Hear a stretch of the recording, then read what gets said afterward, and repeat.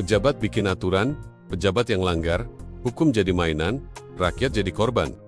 Pernah lihat orang bikin aturan aneh? Misalnya bilang, kalau masuk rumah wajib lepas sepatu biar bersih. Tapi begitu dia sendiri pulang, langsung naik ke ranjang dengan sepatu kotor penuh lumpur.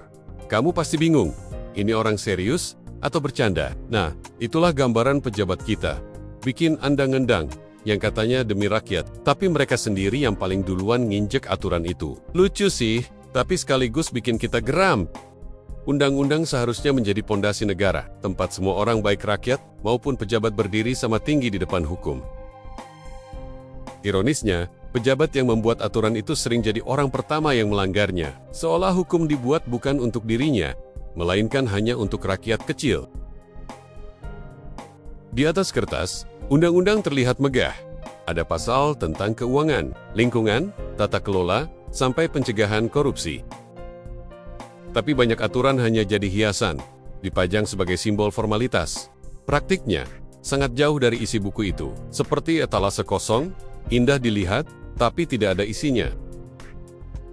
Kita semua tahu praktik kotor seperti korupsi, gratifikasi, dan penyalahgunaan jabatan sudah merajalela. Pejabat tahu itu melanggar hukum, tapi tetap dilakukan. Kenapa? Karena sistem seringkali dibiarkan memberi ruang bagi mereka untuk bermain aman. Melanggar aturan mungkin terasa berisiko, karena itu ada trik yang lebih canggih, mengubah aturan itu sendiri. Fenomena ini disebut regulatory capture. Regulasi yang seharusnya melindungi rakyat, dipelintir agar aman bagi elit. Jadi, kalaupun mereka melanggar, sudah ada jalan tol keluar dari jerat hukum. Undang-undang ibarat payung, melindungi rakyat kecil dari badai ketidakadilan. Tapi jika payung itu sengaja dibolongi, rakyat tetap basah kuyup. Yang terlindungi hanyalah mereka yang duduk nyaman di kursi empuk kekuasaan. Ketika hukum sudah dipelintir, sistem peradilan pun berubah fungsi. Pengadilan yang seharusnya jadi tempat mencari keadilan malah berubah jadi panggung boneka. Putusan hakim bisa berjalan sesuai skenario mereka yang berkuasa. Rakyat bukan bodoh, mereka bisa melihat semua permainan ini. Namun setelah kecewa berkali-kali, rasa percaya pun runtuh. Akibatnya, rakyat semakin sinis, apatis, bahkan tidak peduli lagi dengan politik maupun hukum. Kekuasaan adalah amanah besar. Dalam agama pun ditegaskan, itu adalah titipan yang harus dijaga dengan penuh tanggung jawab.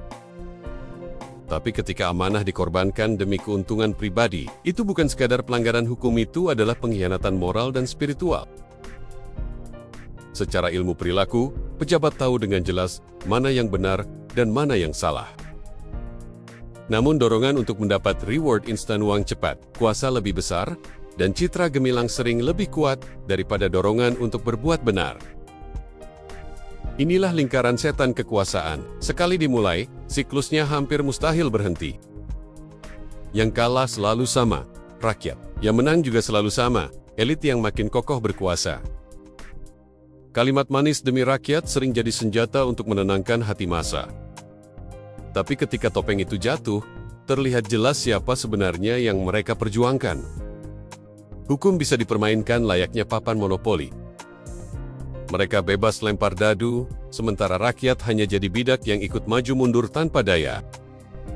Rakyat sudah berulang kali bersuara. Mereka turun ke jalan, mengangkat poster, dan menuntut keadilan.